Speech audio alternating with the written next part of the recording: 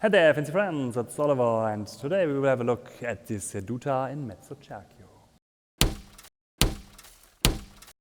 This video is part of a step-by-step series of learning lessons with the Italian sword, and we are still in lesson 11.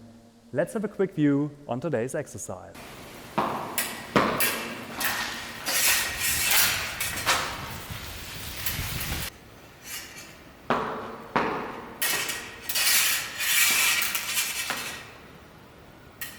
Regularly, the lessons are structured like this.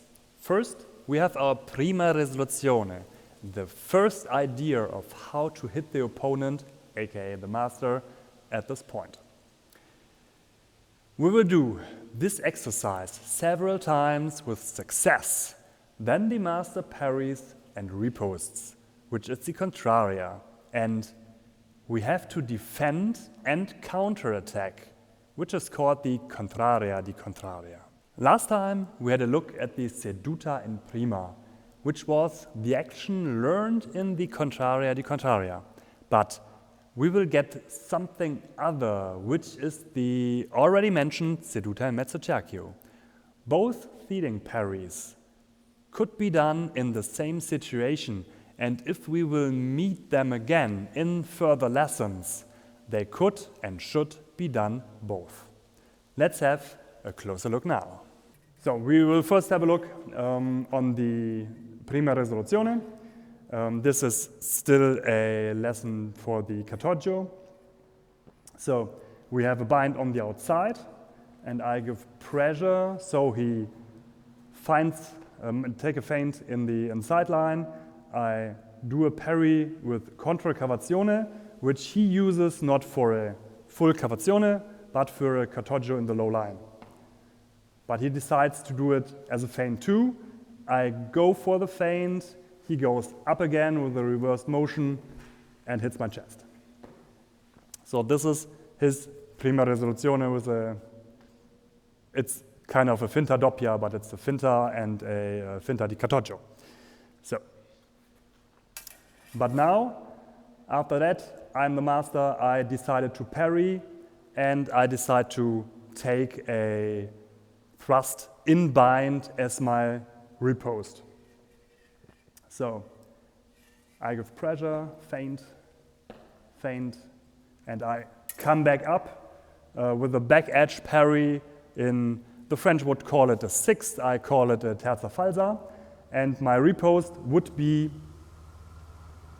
a thrust in opposition, and this is parried last time by him with a Ceduta in prima, as you remember, here. So, but we changed it today in the Ceduta di Mezzo cerchio, which give more threatening to me because his point is already pointed to me. So I give pressure, 1, 2, and he comes back with a thrust in opposition. We start at the point where he wanted to hit my chest. I have parried in my terza falsa.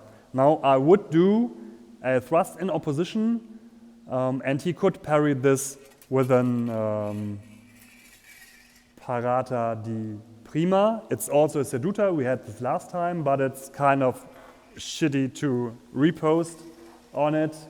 But it's really safe because we all know them from striking arts, mostly with the sabre. He also could do a parry and a appoggio just to the outside, no problem. But it's really nice because if he turns it into Mezzo cerchio, he just point out to my body just by ceding the force. And he does that not by using his tip, but by using his bell over my tip. So if I press here, he just goes up and I'm on the outside. This is all the magic. And the point is already pointed out, so it could be a hit instantly. Yeah? So I would go here and he just yields with his bell. Don't think about the tip.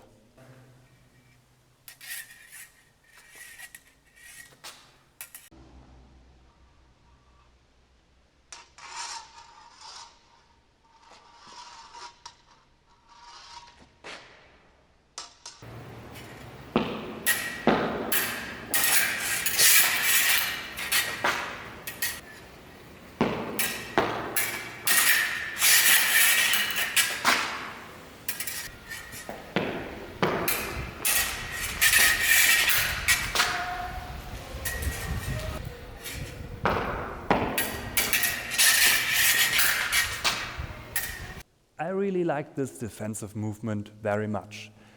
The ceding movement feels natural and the outcome is very aggressive. Obviously, the riposte is a way better than the one from the prima. So, in regular cases, if you have to choose, go for the Ceduta and Mezzo cerchio. But, as mentioned before, it is the parata di prima, deep in our brain and reflexes, because we're also doing sabre. So don't worry, first rule is always don't get hit. Keep that in mind and see you in the next video.